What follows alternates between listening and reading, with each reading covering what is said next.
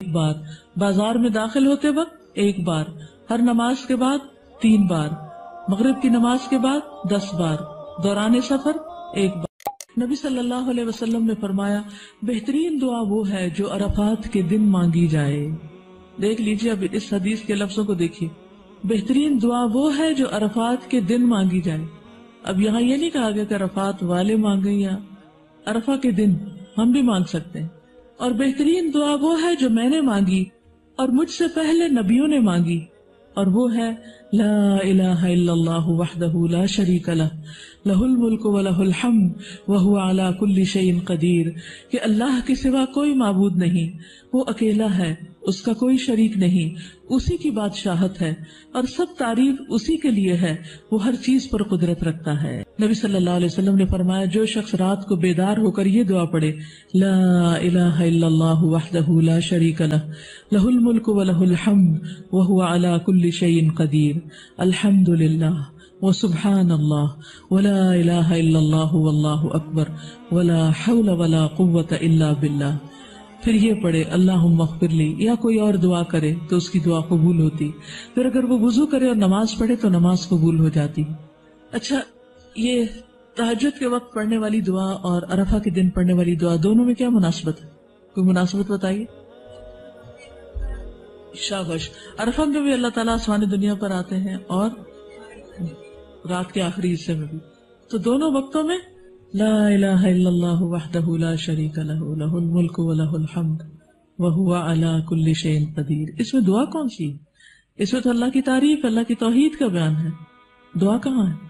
इसे दुआ कहा जा रहा है, व हुवा अला कुल्ली शैइन कदीर, कि अल्लाह हर चीज पे कादिर है। सोचिए, आपकी जिंदगी में कौन सा मसला है, क्या गम है, क्या दुख है, क्या परेशानी, क्या चीज आपको बॉदर कर रही, सोचिए उसको, और फिर पढ़िए ला इलाहा इल्लल्लाहु वहदहु ला शरीका लह, लहुल मुल्कु व लहुल हम्द व हुवा अला कुल्ली शैइन कदीर। जब कुल्ली शैइन कदीर कहेंगे तो क्या कहेंगे? अल्लाह, मैं कादिर नहीं हूं ये काम करने पर, मेरे हाथ में नहीं है, ना अपनी जान, ना अपना नफ्स, ना अपने ख्यालात, और ना अपना ये सुस्त जिस्म, और ना ही अपनी औलाद, और ना ही लोग। मैं किसी चीज के मालिक नहीं हूँ। लहुल मुल्कु व लहुल हम्द, हर चीज का मालिक तू है, हर चीज तेरे इख्तियार में है।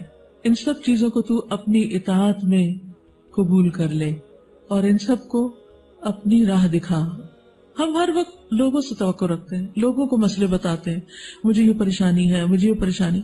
हमने कितनी बार अल्लाह को परेशानी बताई? हम लोगों को फोन करते हैं, लोगों को मैसेज भेजते हैं, अपनी परेशानियों के दुख सुनाते हैं, वो सुनते हैं या नहीं सुनते, पढ़ते हैं या नहीं पढ़ते, पढ़ते हैं और जवाब देते हैं या नहीं देते, और फिर भी उन्हीं को सुनाए चले जाते हैं। तो ऐसे तमाम औकात में हमें क्या करना चाहिए? छोड़ के लोगों को अल्लाह की तरफ मुतवज्जे होना चाहिए। और याद रखिए, जब तक अल्लाह की तरफ मुतवज्जे नहीं होगे, मसाइल हल नहीं हो सकते। कई साल लग गए ना, हल नहीं हुए, आइंदा भी नहीं होंगे जब तक अल्लाह को नहीं पुकारेंगे। तो मैं आप में से हर एक को, जो भी मेरी बात सुन रहा है, एक एक को ये ताकीदन कहूंगी कि जो भी जिंदगी में आपके मसला है, जो भी दुख और परेशानी है, उस सब को दिल में लाकर, रोकर, अल्लाह की कुदरत और उसके मुल्क और उसकी तौहीद का वास्ता देकर उसी से दुआ कीजिए कि अल्लाह तू इस परेशानी को दूर कर दे। फिर आप देखें मसले कितनी जल्दी हल होते हैं। बंदे किसी चीज पे कादिर नहीं है, जो कादिर है उसको पुकारिए। और मैं हमेशा सोचती हूँ, अल्लाह ताला उसको क्या सोचता होगा, क्या कहता होगा कि काम तो मैं कर सकता हूँ और बता ये लोगों को राह है जो किसी चीज पे कादिर नहीं। सब कुछ तो मेरे इख्तियार में है, और देख